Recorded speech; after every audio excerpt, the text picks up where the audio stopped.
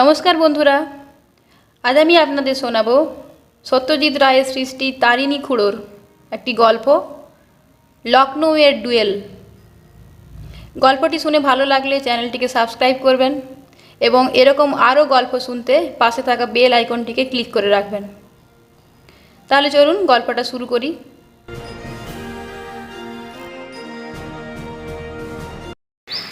Dual মানে জানিস? জিজ্ঞাসা করলেন তারিণী খুড়ো। বাহ, ডুয়েল মানে জানবো না, বলল ন্যাপলা। ডুয়েল রোল মানে দ্বৈত ভূমিকা। সন্তোষ দত্ত গোপী গাইনে ডুয়েল রোল করেছিলেন, হালদার রাজা, সুসুন্ডির রাজা। সে ডুয়েলের কথা বলছি না, হেসে বললেন তারিণী খুড়ো। DUAL নয়, DUEL, ডুয়েল, অর্থাৎ দুজনের মধ্যে লড়াই। হ্যাঁ হ্যাঁ, জানি জানি, আমরা সকলে একসঙ্গে বলে উঠলাম। এই ডুয়েল নিয়ে এককালে কিছু পড়াশোনা করেছিলুম নিজের শখে, বললেন তারিণী খুড়ো। ষোড়শ শতাব্দীর শেষভাগে ইটালি থেকে ডুয়েলের রেয়াজ ক্রমে সারা ইউরোপে ছড়িয়ে পড়ে। তখন তলোয়ার জিনিসটা ছিল ভদ্রলোকেদের পোশাকের একটা অঙ্গ, আর ওসি চালনা বা ফেন্সিং শেখাটা পড়তো সাধারণ শিক্ষার মধ্যে। একজন হয়তো অপরজনকে অপমান করলো, অমনি অপমানিত ব্যক্তি ইজ্জত বাঁচাবার খাতিরে অন্যজনকে ডুয়েল চ্যালেঞ্জ করলো। এই চ্যালেঞ্জ অগ্রাহ্য করাটা রেয়াজের মধ্যে পড়তো না, ফলে সোর ফাইট শুরু হয়ে যেত। মান যে বাঁচবেই এমন কোনো কথা নেই, কারণ যিনি চ্যালেঞ্জ করেছেন তিনি অসি চালনায় তেমন নিপুণ নাও হতে পারেন, কিন্তু তাও চ্যালেঞ্জ করা চাই, কারণ অপমান হজম করাটা সেকালে অত্যন্ত হেয় বলে গণ্য করা হতো। বন্দুক পিস্তলের যুগে অবশ্যই পিস্তলই হয়ে গেল ডুয়েলিংয়ের অস্ত্র। সেটা অষ্টাদশ শতাব্দীর ঘটনা। এই ডুয়েলিংয়ে তখন এত লোক মরত আর জখম হতো যে এটাকে বেআইনি করবার চেষ্টা ইতিহাসে অনেকবার হয়েছে, কিন্তু এক রাজা আইন করে বন্ধ করলেন, তো পরের রাজা ঢিলে দেওয়াতে আবার চালু হয়ে গেল ডুয়েলিং। আর কত রকম তার আইন কানুন। দুজনকেই হুবহু একই রকম অস্ত্র ব্যবহার করতে হবে, দুজনেরই একটি করে সেকেন্ড বা আম্পায়ার থাকবে যাতে কারচুপির রাস্তা বন্ধ হয়। দুজনকেই দাঁড়াতে হবে এমন জায়গায় যাতে পরস্পরের মধ্যে আন্দাজ 20 গজের ব্যবধান থাকে, আর চ্যালেঞ্জের সেকেন্ড ফায়ার বলা মাত্র দুজনকেই একসঙ্গে গুলি চালাতে হবে। তোরা জানিস কিনা জানি না, এই ভারতবর্ষে কেন, এই কলকাতাতেই আজ থেকে 200 বছর আগে এক বিখ্যাত ডুয়েল লড়াই হয়েছিল। ন্যাপলাও দেখলাম জানে না, সেও আমাদের সঙ্গে মাথা নাড়ল। যে দুজন লড়েছিলেন, বললেন তারিণী খুড়ো, তাদের একজন তো জগৎ বিখ্যাত, তিনি হলেন ভারতের বড় লাট ওয়ারেন হেস্টিং। প্রতিপক্ষের নাম ফিলিপ ফ্রান্সিস, ইনি হলেন বড় লাটের কাউন্সিলের সদস্য। হেস্টিং কোনো কারণে ফ্রান্সিসকে একটি অপমানসূচক চিঠি লেখেন। ফ্রান্সিস তখন তাকে ডুয়েলে চ্যালেঞ্জ করে। আলিপুরে এখন যেখানে ন্যাশনাল লাইব্রেরি, তারই কাছে একটা খোলা জায়গায় এই ডুয়েল হয়। ফ্রান্সিস চ্যালেঞ্জ করেছেন, ফলে তারই এক বন্ধুকে জোড়া পিস্তল জোগাড় করে দিতে হলো, এবং তিনি ফায়ার বলে চেঁচালেন। পিস্তলও চলেছিল একই সঙ্গে, কিন্তু মাটিতে জখম হয়ে পড়লেন মাত্র একজনই, ফিলিপ ফ্রান্সিস। তবে সুখের বিষয়, সে জখম মারাত্মক হয়নি। ইতিহাস তো হলো, বলল ন্যাপলা, এবার গল্প হোক। ডুয়েলিং যখন আপনার মাথায় ঘুরছে, তখন মনে হচ্ছে ডুয়েলিং নিয়ে নির্ঘাত আপনার কোনো এক্সপিরিয়েন্স আছে। খুড়ো বললেন, তোরা যা ভাবছিস সেরকম অভিজ্ঞতা না থাকলেও যা আছে শুনলে তাক লেগে যাবে। দুধ চিনি ছাড়া চায়ে চুমুক দিয়ে পকেট থেকে এক্সপোর্ট কোয়ালিটির বিড়ির প্যাকেট আর দেশলাইটা বার করে পাশে তক্তপোষের ওপর রেখে তারিণী খুড়ো তার গল্প শুরু করলেন। আমি তখন লখনৌতে, রেগুলার চাকরি বলে কিছু নেই, এবং তার বিশেষ প্রয়োজনও নেই, কারণ তার বছর দেড়েক আগে রেঞ্জার্সের লটারিতে লাখ দেড়েক টাকা পেয়ে তারই সুদে দিব্যি চলে যাচ্ছে। আমি বলছি 51-এর কথা, তখনও আর এমন ম্যাগির বাজার ছিল না। আমি একা মানুষ, মাসে 500-700 টাকা হলে দিব্যি আরামে চলে যেত। লাটুস রোডের ধারে একটা ছোট্ট বাংলো বাড়ি নিয়ে থাকি। পায়োনিয়ার কাগজে মাঝে মাঝে ইংরেজিতে চুটকি গছের লেখালেখি, আর হজরতগঞ্জের একটা নিলামের দোকানে যাতায়াত করি। নবাবদের আমলে কিছু কিছু জিনিস তখনও পাওয়া যেত। সুবিধের দামে পেলে ধনী আমেরিকান ট্যুরিস্টারদের কাছে বেচে বেশ 2 পয়সা লাভ করা যেত। অবশ্যই আমার নিজেরও যে শখ ছিল না তা নয়। আমার বৈঠকখানা ছোট হলেও তার অনেক জিনিসই ছিল এই নিলামের দোকানে কেনা। এক রবিবার সকালে দোকানে গিয়ে দেখি জিনিসপত্রের মধ্যে রয়েছে একটা খয়েরি রঙের মেহগিনি কাঠের বাক্স, 1 হাত লম্বা, 1 বিঘা চওড়া, ইঞ্চি 3 পুরু। ভেতরে কি থাকতে পারে আন্দাজ করতে পারলাম না, তাই জিনিসটা সম্বন্ধে কৌতূহল গেল বেড়ে। নিলামে অনেক জিনিস উঠেছে, কিন্তু আমার মনটা পড়ে রয়েছে ওই বাক্সের দিকে। অবশেষে প্রায় 1 ঘন্টা অপেক্ষা করার পর দেখলুম নিলামদার বাক্সটাকে হাতে তুলে নিয়েছে। আমি টান হয়ে বসলুম। যথারীতি গুণকীর্তন শুরু হলো। এবারে অতি লোভনীয় জিনিস আপনাদের কাছে উপস্থিত করছি, এর জুড়ি পাওয়া ভার। দেখুন, এই যে ঢাকনাটা খুলছি আমি, 200 বছরের পুরনো জিনিস, অথচ এখনও এর জেল্লা অম্লান রয়েছে। জগৎ বিখ্যাত আগ্নেয়াস্ত্র প্রস্তুতকারক জোসেফ ম্যান্টনের ছাপ মারা এক জোড়া ডুয়েলিং পিস্তল। এই জোড়ার আর জুড়ি নেই। আমার তো দূর থেকে দেখেই হয়ে গেছে ও জিনিস আমার চাই। আমার কল্পনা তখন খেলতে শুরু করে দিয়েছে। চোখের সামনে দেখতে পাচ্ছি 2 প্রতিদ্বন্দ্বী পরস্পরের 20 হাত দূরে মুখোমুখি দাঁড়িয়ে ফায়ার। শোনামাত্র গুলি চালাচ্ছে, আর তারপরেই রক্তাক্ত ব্যাপার। এইসব চিন্তা মাথায় ঘুরছে। নিলামও হয়ে চলেছে। 4 ভাগের এক গুজরাটি ভদ্রলোক 750 বলার পর আমি ধাঁ করে 1000 বলাতে দেখলাম ডাকাডাকি বন্ধ হয়ে গেল। ফলে বাক্স সমেত পিস্তল দুটি আমারই হয়ে গেল। জিনিসটা দোকানে দেখে যতটা ভালো লাগছিল, বাড়িতে এসে হাতে নিয়ে তার চেয়ে যেন 100 গুণ বেশি ভালো লাগলো। পিস্তলের মতো পিস্তল বটে, যেমন তার বাঁট তেমনি তার নল। পুরো পিস্তল প্রায় 7 ইঞ্চি লম্বা। তার গায়ে পরিষ্কার খোদাই করা রয়েছে মেকারের নাম, জোসেফ ম্যান্টন। বন্দুক সম্বন্ধে কিছু পড়াশোনা আগেই করা ছিল। অষ্টাদশ শতাব্দীর শেষ ভাগে ইংল্যান্ডে বন্দুক বানিয়ে হিসাবে যাদের সবচেয়ে বেশি নাম ডাক হয়েছিল, তার মধ্যে জোসেফ ম্যান্টন হলেন একজন। লখনৌ গিয়েছি সবে মাস 3 হলো। ওখানে বাঙালি সংখ্যা বিশেষ নয়, কিন্তু তখনও পর্যন্ত তাদের কারুর সঙ্গে তেমন পরিচয় হয়নি। সন্ধ্যাবেলাটা মোটামুটি বাড়িতেই থাকি। আমি ছাড়া থাকে একজন রান্নার লোক আর একটি চাকর। পিস্তল দুটো কেনা অবধি মাথায় ডুয়েলিং সংক্রান্ত একটা প্লট ঘুরছে, তাই খাতা কলম নিয়ে আরাম কেদারায় বসেছি। এমন সময় দরজায় কে যেন কড়া নাড়ল। কোনো বিদেশি খদ্দের নাকি? পুরনো জিনিসের সাপ্লায়ার হিসাবে আমার কিছুটা পরিচিতি এর মধ্যেই হয়ে গেছে। গিয়ে দরজা খুললুম। একজন সাহেবই বটে, বছর 45 বয়স। বোঝাই যায় এদেশে অনেক দিনের বাসিন্দা, এমনকি জন্ম হয়তো এখানেই, অর্থাৎ অ্যাংলো ইন্ডিয়ান। Good morning. আমিও পত্তা বিবাদন জানালুম। সাহেব বললে, একটু দরকার ছিল, ভেতরে আসতে পারি? নিশ্চয়ই। সাহেবের উচ্চারণে কিন্তু দোঁয়াশলা ভাব নেই একদম। ভদ্রলোককে বৈঠকখানায় এনে বসালাম। এইবার আলোয় চেহারা আরও স্পষ্ট বোঝা গেল। সুপুরুষই বলা চলে। চুল কটা, একজোড়া বেশ তাগড়াই গোঁফ, তাও কটা। চোখের মণি নীল, পরনে ছেয়ে রঙের স্যুট। আমি বললুম, সাহেব আমি তো মদ খাই না, তবে যদি বলো তো 1 পেয়ালা চা বা কফি করে দিতে পারি।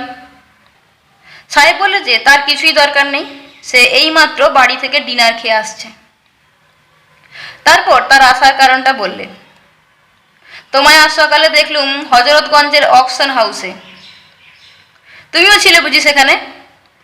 হ্যাঁ, কিন্তু তুমি এত তন্ময় ছিলে তাই বোধহয় খেয়াল করনি।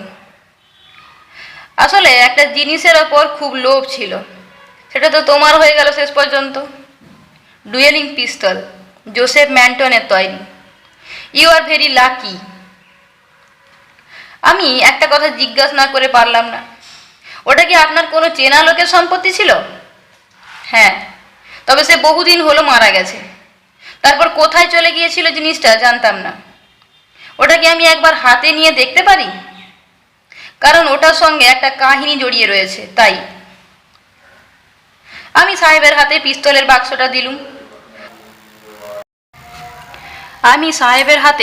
বাক্সটা দিলুম। সাহেব সেটা খুলে পিস্তলটা বার করে উদ্ভাসিত চোখে সেটা ল্যাম্পের কাছে নিয়ে নেড়ে চেড়ে দেখে বললে, এই পিস্তল দিয়ে এক ডুয়েল লড়া হয়েছিল এই লখনৌ শহরে। সেটা বোধহয় তুমি জানো না। লখনৌতে ডুয়েল? হ্যাঁ, আজ থেকে 150 বছর আগের ঘটনা, একেবারে 19বিংশ শতাব্দীর শেষে। সত্যি বলতে কি, আর 3 দিন পরেই ঠিক 150 বছর পূর্ণ হবে, 16ই অক্টোবর। তাই বুঝি? হ্যাঁ। খুব আশ্চর্য তো। কিন্তু ডুয়েলটা কাদের মধ্যে হয়েছিল? সাহেব পিস্তলটা ফেরত দিয়ে আবার সোফায় বসে বললেন, সমস্ত ঘটনা আমার এমন পুঙ্খানুপুঙ্খভাবে শোনা যে যেন আমি চোখের সামনে দেখতে পাই। ডক্টর রেজিমায়া হাডসনের মেয়ে অ্যানাবেলা হাডসন তখন ছিল লখনৌয়ের নাম করা সুন্দরী, ডাক সাইডে তরুণী। ঘোড়া চালায়, বন্দুক চালায়, দুটোই পুরুষের মতো। এদিকে আবার ভালো নাচতে পারে, গাইতে পারে। সে সময় লখনৌতে এক তরুণ ইংরেজ আর্টিস্ট এসে রয়েছেন, নাম জন ইলিংসওয়ার্থ। তার আসল মতলব নবাবদের ছবি এঁকে ভালো ইনকাম পাওয়া। কিন্তু অ্যানাবেলা সৌন্দর্যের কথা শুনে আগে একটা পোর্ট্রেট করবার জন্য প্রস্তাব নিয়ে তার বাড়ি গিয়ে হাজির হলেন। ছবি হলো বটে, কিন্তু তার আগেই ইলিংসওয়ার্থ অ্যানাবেলাকে গভীরভাবে ভালোবেসে ফেলেছে। এদিকে তার কিছুদিন আগে একটা পার্টিতে অ্যানাবেলার সঙ্গে আলাপ হয়েছে চার্লস ব্রুসের। লখনৌ ক্যান্টনমেন্টে তখন বেঙ্গল রেজিমেন্টের একটা বড় অংশ ছিল, তারই ক্যাপ্টেন ছিলেন চার্লস ব্রুস। ব্রুসও প্রথম দর্শনেই অ্যানাবেলার প্রেমে পড়ে গেলেন। পার্টির 2 দিন বাদে আর থাকতে না পেরে অ্যানাবেলার বাড়ি গিয়ে হাজির হলেন ক্যাপ্টেন ব্রুস। গিয়ে দেখেন একটি অচেনা তরুণ অ্যানাবেলার ছবি আঁকছেন।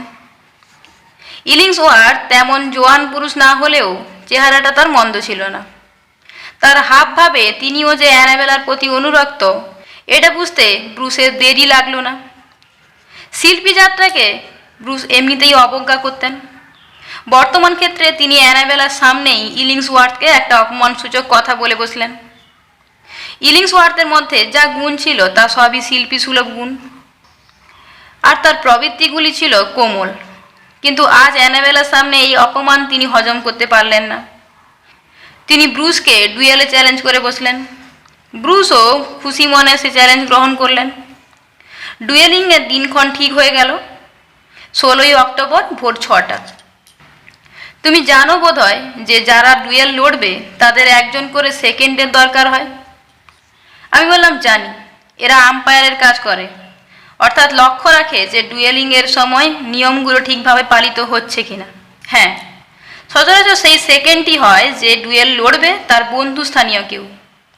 লখনৌ শহরে ইলিংসওয়ার্থের পরিচিতের সংখ্যা বেশি না হলেও সরকারি দপ্তরে এক কর্মচারীর সঙ্গে তার বেশ আলাপ হয়েছিল। ওর নাম হিউ ড্রামন্ড।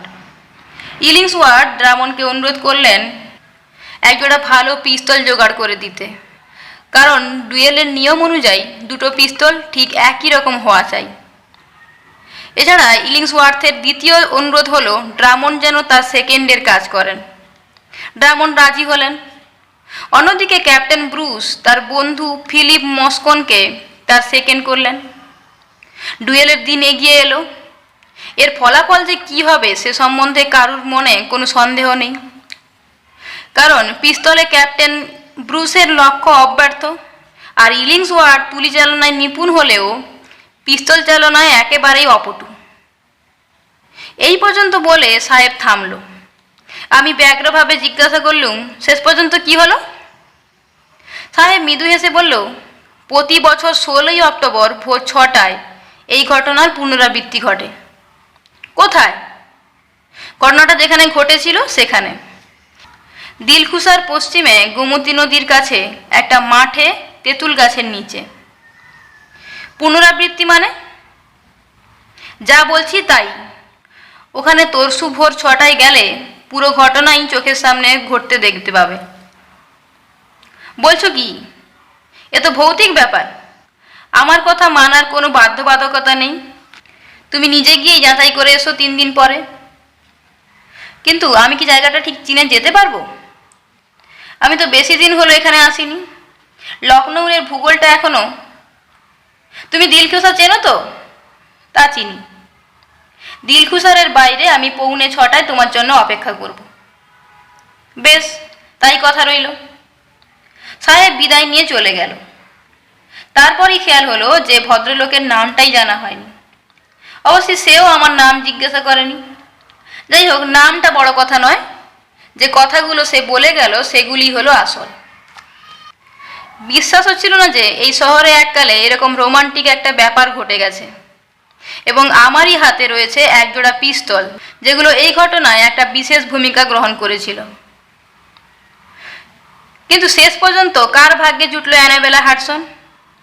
এবং আরও একটা প্রশ্ন, এই দুজনের মধ্যে কাকে ভালোবেসেছিল অ্যানাবেলা?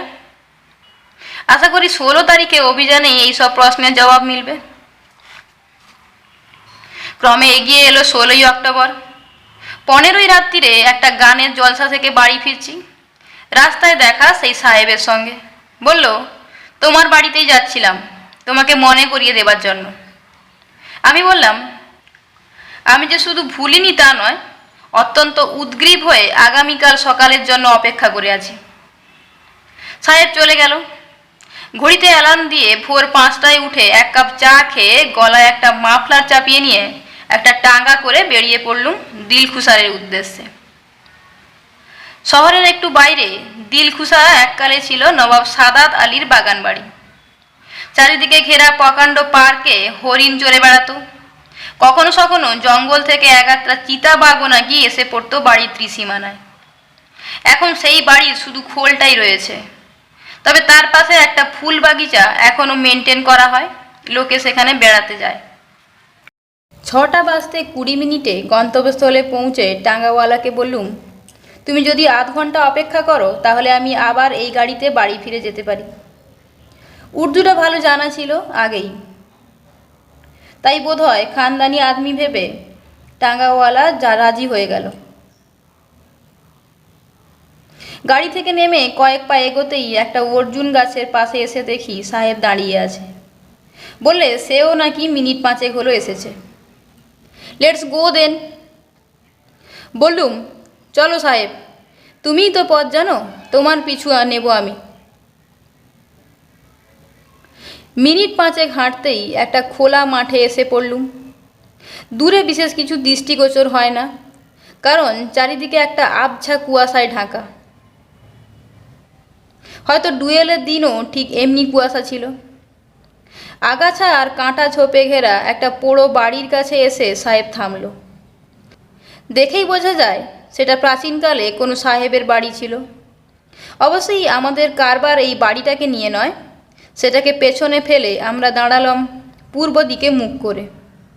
কুয়াশা হলেও বেশ স্পষ্ট দেখা যাচ্ছে সামনে কিছু দূরে রয়েছে একটা তেঁতুল গাছ, আর তার ডাইনে আমাদের থেকে হাত 40 দূরে রয়েছে একটা বেশ বড় ঝোপ।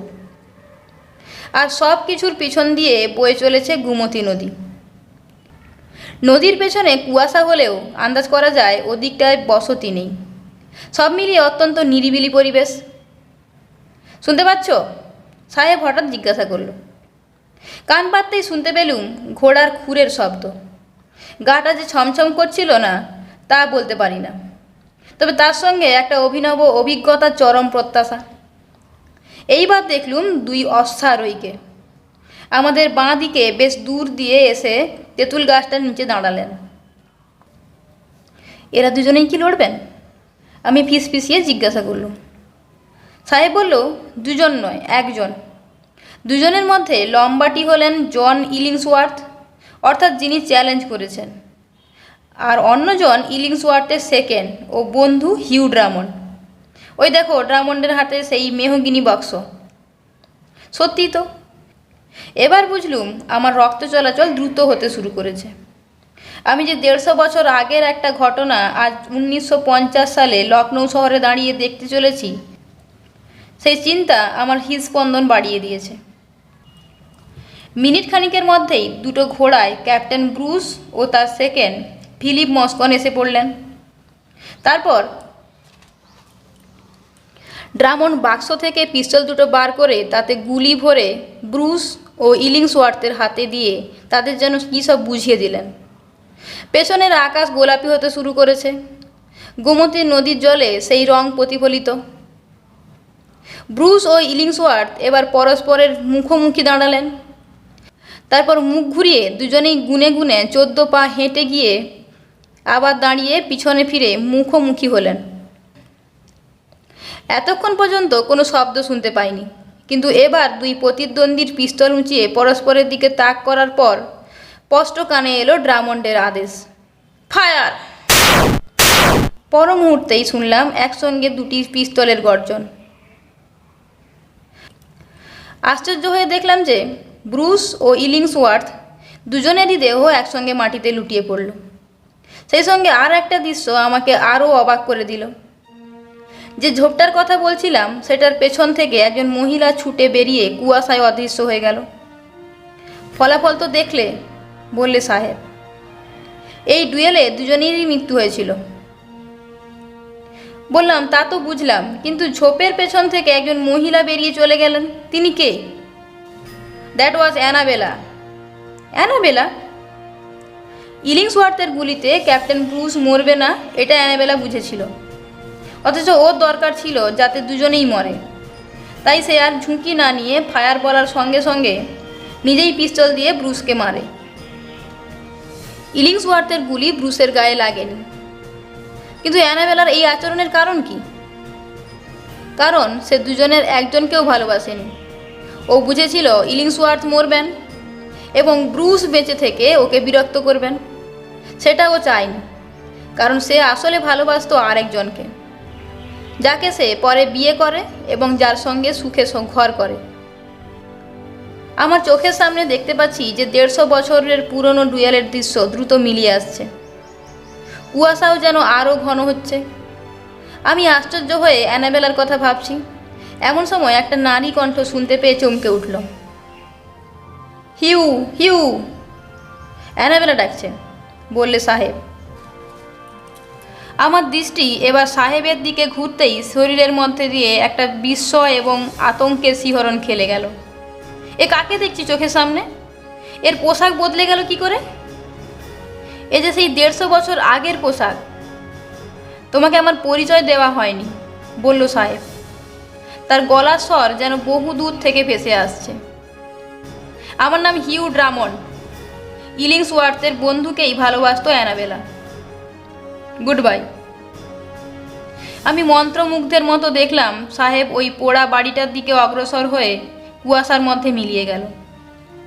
টাঙ্গা করে বাড়ি ফিরে মেহগিনির বাক্সটা খুলে পিস্তল দুটো আরও একবার বার করলাম। নলে হাত পড়তে গরম লাগলো। এবার নলের মুখটা নাকের কাছে আনলাম। টাটকা বারুদের গন্ধ।